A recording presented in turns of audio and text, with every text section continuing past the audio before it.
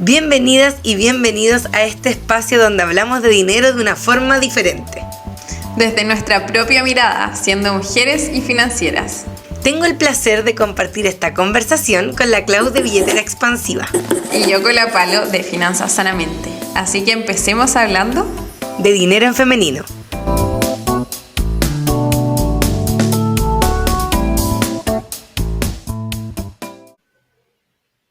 Hola, ¿cómo están? Acá estamos de nuevo para traerles un capítulo de finanzas personales que tiene que ver con la capacidad de ahorro. ¿Cómo generar capacidad de ahorro? Porque se habla del ahorro, la importancia del ahorro, cómo ahorrar, dónde ahorrar. Y muchas veces la pregunta es, ¿y cómo puedo generar capacidad de ahorro si a mí no me alcanza? O sea, con lo que gano, con suerte, me alcanza para cubrir mis necesidades. Entonces, ¿cómo puedo yo generar una capacidad de ahorro? Y acá, como un breve adelanto de qué vamos a estar hablando, es que para generar capacidad de ahorro hay que reflexionar bastante. Ya hay que hacer un trabajo bien consciente. Y primero entender que somos protagonistas y responsables de nuestras finanzas personales. Nadie nos va a venir a salvar, nadie nos va a entregar plata adicional porque sí, nadie va a tomar las decisiones por nosotras. La verdad es que va a depender siempre de nosotras mismas salvarnos y rescatarnos y de cuidar nuestras finanzas personales. Así que vamos a hablar de qué es la capacidad de ahorro, cuáles son los factores que afectan y pudiéramos poner ojo para mejorar nuestra capacidad de ahorro y cómo calcular en términos reales la capacidad de ahorro que yo debería tener. ¿Qué debería yo evaluar? Porque todos deberíamos, aunque ganáramos el mínimo y viviéramos muy ajustado, generar una capacidad de ahorro, aunque sea de 1,000 pesos. O sea, es más bien un hábito que un monto. Y de eso vamos a estar hablando hoy día. Sí, así que vamos a empezar con, ¿qué es la capacidad de ahorro? Y la capacidad de ahorro vendría a ser como técnicamente la diferencia entre el ingreso que una persona tiene y los gastos básicos, los gastos que necesitas desembolsar para vivir en la vida. Entonces, no sé si han escuchado por ahí que no importa lo que uno gana, importa cuánto uno puede ahorrar. Porque es por eso. Finalmente, si todo lo que yo gano, que puedo tener un sueldo millonario, pero me lo gasto inmediatamente o tengo tantos gastos que lo gasto todo ese sueldo, la verdad es que no tengo una capacidad de ahorro.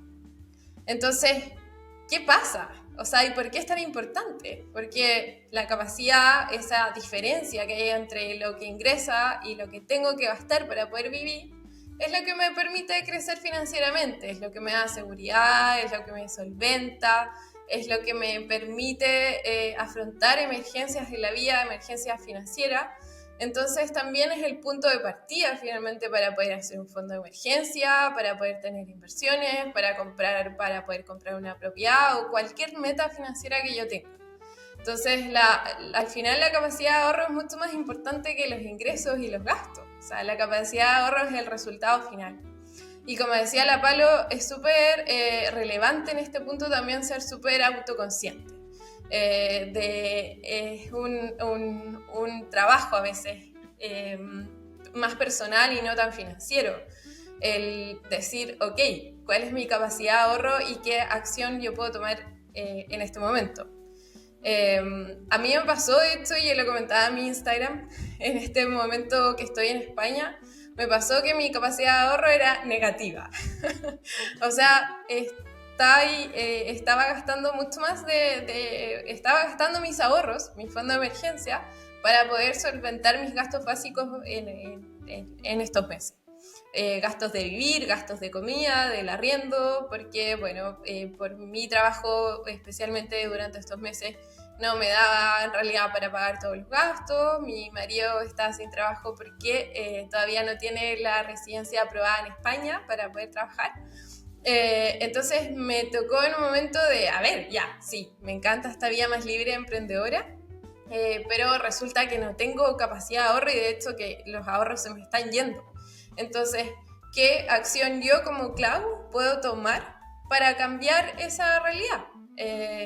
Y bueno, obviamente ya empecé a buscar trabajo, encontré trabajo, etcétera, y era darse igual un golpe con la realidad, con decir qué es lo que necesito cambiar y ok, maduramente tomar la decisión de quizás esta opción, este otro camino, que quizás en algún momento no estaba tan dispuesta a escuchar o tan dispuesta a ver, en este otro camino, ahora sí hace mucho más sentido. Qué importante, yo creo, como hacer esa reflexión de estamos en constante cambio.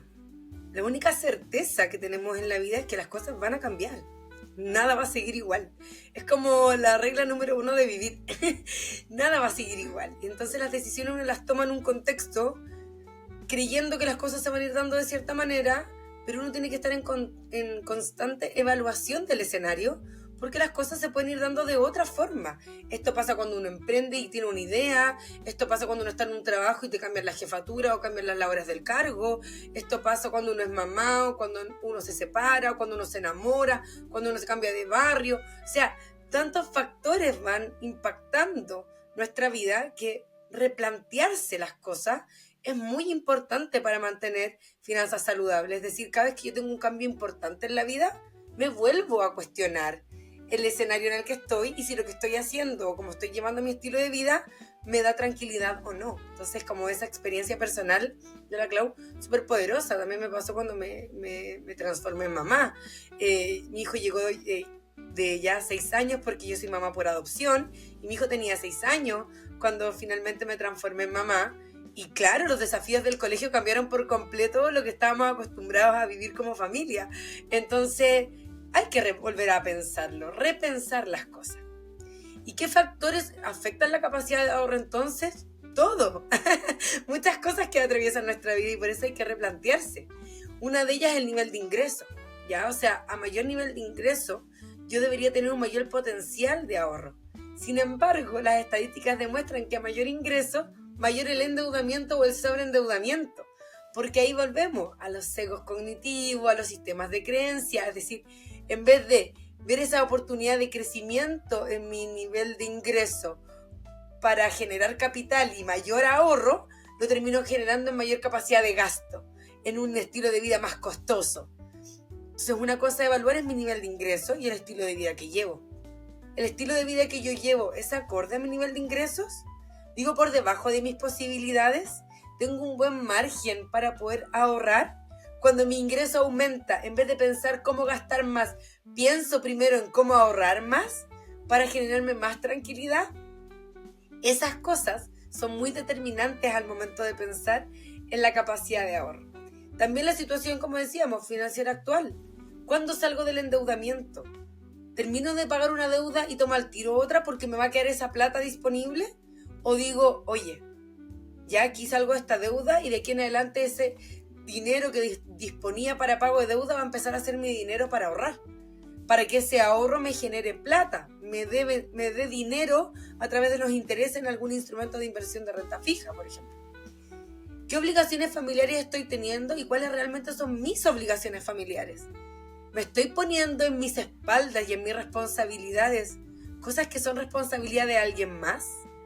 ¿Es la culpa de mi éxito lo que me hace gastar un montón de plata en cubrir necesidades de otras personas que por decisiones personales están teniendo tal vez un estilo de vida no tan bueno como el mío? O sea, también cuestionarnos hasta dónde nos hacemos cargo del resto y cuánto destinamos de nuestra plata, de nuestro dinero a nuestro propio bienestar, y eso no es egoísmo.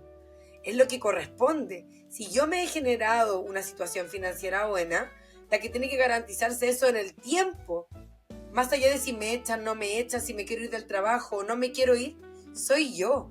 Y no puedo estar gastando esa plata adicional que me queda en resolverle problemas a todo el mundo, porque cuando yo pierda mi trabajo, si yo me quiero ir de un lugar porque no estoy contenta o quiero emprender, no le voy a poder pedir a los demás que me devuelvan eso que yo le pasé, porque yo lo entregué libremente. Entonces, cuando uno le presta plata a familiares, cuando uno contribuye a alguien, es un regalo. Después uno no puede ir a cobrarlo, porque va a afectar sus relaciones familiares. Una tiene que ser responsable de poner el límite y cuidarse primero. Y entonces ahora, para que hagamos como el ejercicio, ustedes lo hagan ahí en la casa, de cómo calcular la capacidad de ahorro. Bueno, primero, antes que todo esto, antes de calcular la capacidad de ahorro, ustedes necesitan tener obviamente su presupuesto mensual. Reconocer cuál es el ingreso y reconocer cuáles son todos los gastos. ¿Ya? Entonces ya una vez con eso podemos determinar cuál es la capacidad de ahorro. También es un excelente ejercicio para todos aquellos que dicen que es que el dinero se me va, que no sé en qué se me va, el dinero se me va. Bueno, este es un excelente ejercicio de visualizar, que es súper potente, como visualizar cuánto es lo que yo podría, en verdad, ahorrar o estoy en condiciones de ahorrar en términos ya más técnicos y financieros y cuánto es lo que estoy ahorrando de verdad. ¿Ya? Entonces la fórmula, como fórmula básica, sería ingresos totales menos los gastos totales, como para tener un número, ya, yo puedo ahorrar 300, por ejemplo. Pero si yo eso lo quisiera llevar a porcentaje, también puedo tener ingresos totales menos gastos totales y ese resultado de la diferencia, que por ejemplo son los 300, lo divido en los ingresos totales. Y eso me va a dar, por ejemplo, que yo tengo una capacidad de ahorro de un 20% o como les decía, me puede dar el resultado de que yo tengo una capacidad de ahorro de 300. Entonces, para obtener este resultado, para realmente saber, necesito primero hacer el presupuesto mensual, tener todos mis ingresos y por otro lado los gastos, tener todos los gastos. Y ojalá, como siempre digo, registrar los gastos de forma detallada, ¿sí? Como alimentación, colegio, no poner, por ejemplo, tarjeta de crédito y esto me cobran de la tarjeta. No, poner detallado qué está ahí dentro de la tarjeta de crédito, qué es lo que estoy pagando. Qué importante es eso, el detalle. Yo a veces les digo, no se desgasten tanto como anotando por anotar, sino que revisen sus cuentas corrientes y miren el detalle, en qué gastaron realmente. Porque anotar por anotar, mi percepción, puedo anotar cualquier cosa, como poner que era algo importante, porque para mí cuando lo gasté era importante, pero cuando lo voy a ver en la cartola y vean qué gasté, me doy cuenta que no era tan importante. Entonces, aprovechen cosas bien simples. Usar la tarjeta registra todo lo que yo hago.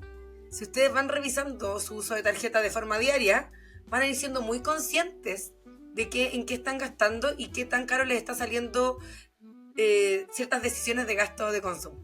Lo que dice la Clau ahí es súper importante. Sin presupuesto no tengo idea cuál es mi capacidad de ahorro. O sea, de hecho el ahorro no es algo que dejo al final de mes, es algo que intenciono a principio de mes, y para intencionarlo sin que sea un estrés financiero y un problema financiero, tengo que mirar mis números, si no es cualquier cosa. Y para eso hay algunas estrategias. Una de ellas es el 50-30-20, una cosa que se habla muchísimo en relación a cómo hacer un presupuesto, que a la gente le sirve bastante porque se aproxima a la ley de Pareto, que tiene que ver esto como del 80-20, y es decir, un 50% debería ser mis gastos básicos, un 30% deberían ser mis gustos, y por lo tanto un 80% de lo que yo gano se destina para el presente, y un 20% lo dejo para mi futuro, en ahorro. ¿Qué creo yo de esta regla? Es que es una buena referencia, pero eso, es una referencia. Porque para alguien que gana muy bien, ahorrar un 20% es poquito. Para alguien que tiene una muy buena renta, ahorrar un 20% es poco. Uno podría ahorrar más que eso y tener un muy buen nivel de vida si uno gana una buena remuneración. Y también ahorrar un 20% para alguien que gana el mínimo o gana muy poquito y tiene muchos gastos, hijos, responsabilidades, el 20% puede parecer un imposible de lograr. Y por lo tanto no se desmotiven. Si es un 1% lo que pueden ahorrar, está bien, porque están dejando un porcentaje para el futuro. Eso es lo importante, que están generando un hábito. Y en la medida que vayan pudiendo aumentar el ahorro, vayan haciéndolo. Pero no se pongan esto como el objetivo máximo, porque no lo es solo una referencia. Y porque el peor ahorro es el que no se hace. Cualquier ahorro que yo tenga, por pequeño que sea, ya es bueno, porque es un hábito. Entonces, no se pongan metas terribles, inalcanzables, pónganse metas que puedan cumplir, porque así van incorporando el hábito. Y para eso hay que hacer revisión de los gastos innecesarios, de forma permanente. Y también buscar incrementar sueldo. O sea, también hay un trabajo de desarrollo personal y de trabajo personal para aumentar mis ingresos. Porque no basta con gastar menos, hay un punto donde ya no puedo gastar menos. hay cosas que hay que pagar sí o sí, luz, agua, gas, si yo quiero vivir ya en cierto barrio, lo mínimo que sale a arrendar en cierto sector, para una cantidad de personas, de alguna forma ya hay cosas que no puedo reducir más, pero ganar más es al infinito, o sea, uno puede ganar más al infinito. Y si no, pueden ver las fortunas de todo el mundo, las grandes fortunas que se generan en todas partes. El ganar es al infinito. Y automatizar el ahorro. Yo creo que eso también es muy importante. Encontrar mecanismos donde se me descuente de forma automática, como cuando pago las cuentas o algo, cosa de que esa plata yo ni siquiera la vea. O sea, entra y sale. Eso también ayuda mucho. Ayuda mucho porque nos evita el momento de tener que ahorrar. Se automatiza dentro de mi proceso como mental y también real, como se automatiza en términos reales, y me va generando un ahorro que después yo termino por olvidar. O sea, como va pasando, eso me va generando un efecto como de un olvido positivo de acumulación de dinero. Sí, entonces la relación que tiene el ahorro y por qué es tan importante, por qué es tan importante saber nuestra capacidad de ahorro, porque nos permite alcanzar nuestras metas, financieras o no, porque hay algunas metas que se relacionan con el dinero, porque todo está relacionado generalmente con el dinero, pero que son metas más de vida. Por ejemplo, hacer ese viaje, o crear mi fondo de emergencia, o tener más para la jubilación, tener una mejor pensión en el futuro. Entonces, importante es que cuando ya definamos una capacidad de ahorro, lo que es recomendable siempre es definir un objetivo, como darle propósito al dinero. Hay algunas personas que podemos ahorrar sin tener objetivos porque somos personas ahorradoras, pero hay otras personas que les resulta muy bien definir objetivos y objetivos que sean bonitos, objetivos que te inspiren, para que realmente te motive a crear el hábito del ahorro. A mí me gusta una técnica del coaching que es como imaginarse en una línea de tiempo y ponerse a uno como al final, como que ya logró la meta. De hecho, yo lo hago así para hacer el brindis del día de mi cumpleaños, de Año Nuevo, como que me imagino ya logrando esa meta y esa sensación bonita que te produce como el alcanzar tus metas y tus sueños. Y después esta técnica dice como, ya, ¿qué pasito tengo que dar antes para lograr esa meta? Y así distintos pasos que tengo que ir dando. Y hasta llegar a mi yo del presente, que es esa persona que tiene que actuar o dar estos pasos para lograr esa meta. Así que ese ejercicio es bien bonito, lo pueden hacer en un papel y eso los puede inspirar y a generar esa sensación interna de como ya haber logrado esta meta me produce una mayor motivación. Y también la importancia de establecer los plazos, como ya, a ver, generalmente tenemos distintos objetivos, porque somos personas, tenemos distinto el objetivo quizás de crear mi fondo de emergencia, quizás en 2 años más de irme de viaje a Brasil, que siempre he querido ir, por ejemplo, o a Europa, qué sé yo. Entonces, definir distintos objetivos, distintos plazos y empezar a ahorrar para poder lograrlos. También, una vez que ya empezamos a ahorrar, que quizás al principio puede ser más difícil, podemos ver quizás, pero es muy poco todavía, pero cuando vamos viendo también esa acumulación del dinero, también nos empieza a generar más motivación y como orgullo también de hoy, como todo esto que voy logrando. Así que ya finalizando este capítulo, como muy poderosa la capacidad de ahorro y cómo el ahorro tiene todo que ver con la visualización y la manifestación, es un hecho real para transformar los sueños en cosas reales. O sea, si yo tengo un sueño que es valorizable, si lo valorizo, le pongo un objetivo temporal, le pongo un monto mensual, ya estoy cada día más cerca de cumplir ese sueño en términos reales. Y como reflexión final, decirles que el ahorro no se trata de guardar dinero por guardar dinero, sino que construir una libertad financiera que nos permita alcanzar sueños. Eso es de alguna forma. Y es el primer paso para ser inversionista. Así que este capítulo es bien importante, es bien poderoso. Muchas gracias por haber sido parte, esperamos les haya servido y nos vemos en un próximo capítulo. Nos escuchamos prontamente en otro tema que les aporte. Que estén muy bien. Chao.